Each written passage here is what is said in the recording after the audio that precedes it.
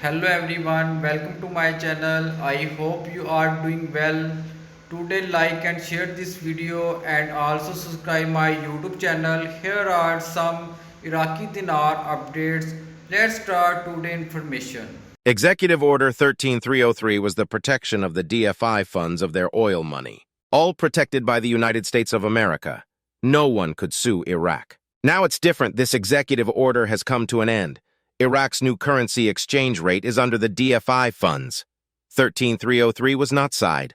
This is good. It is fantastic because, as long as the executive order was in place, Iraq could not reinstate its currency. Soudani said to his citizens, "Before the end of Ramadan, before the start of EID, it is my desire to make a major announcement." Ramadan comes to an end on the 8th of April. On the 9th, EID starts.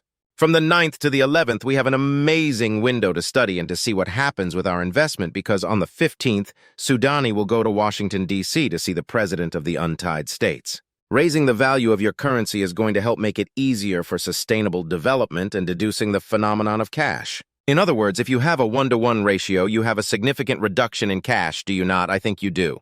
If it was at a previous era, for instance, 280, 322, wouldn't that be a phenomenon of less cash in the economy? Of course it would. Question. Mark, do you think this will happen before 2025? Marks, yes, I do. I don't think we will get anywhere close to 2025 before it happens. But nobody knows the exact timing. If the Iraqi dinar is redenominated, that's when they lop off the zeros, delete the zeros, reduce the zeros, remove the zeros, call it whatever you want. They're all the same thing. Redenomination of a currency involves changing the face value of the currency by dropping zeros from the existing notes and issuing new currency at a lower nominal value. The nominal value of the 25,000 is 25,000 single dinars on one note. If we do a redenomination and we remove the zeros off the currency, then they have to make whole new, smaller denominations. Most likely going to have 1, 5, 10, 20, 50, and 100 dinar. So instead of having 25,000 written across the bill, it's only going to be 25. If Iraq increases the exchange rate of the Iraqi dinar, this is different. A redenomination will have a slight effect, if at all, versus changing the exchange rate, increases currency value, increases the purchasing power for Iraqis. Article. The Central Bank of Iraq clarifies the mechanism for depositing oil revenues abroad. DFI was part of something called Executive Order 13303. President Bush signed Executive Order 13303. Clinton, Trump, Biden resigned it. Guess what? Executive Order 13303 has not been resigned. In 2001, they declare war with Iraq. There is a difference between ceasefire and the war is finished.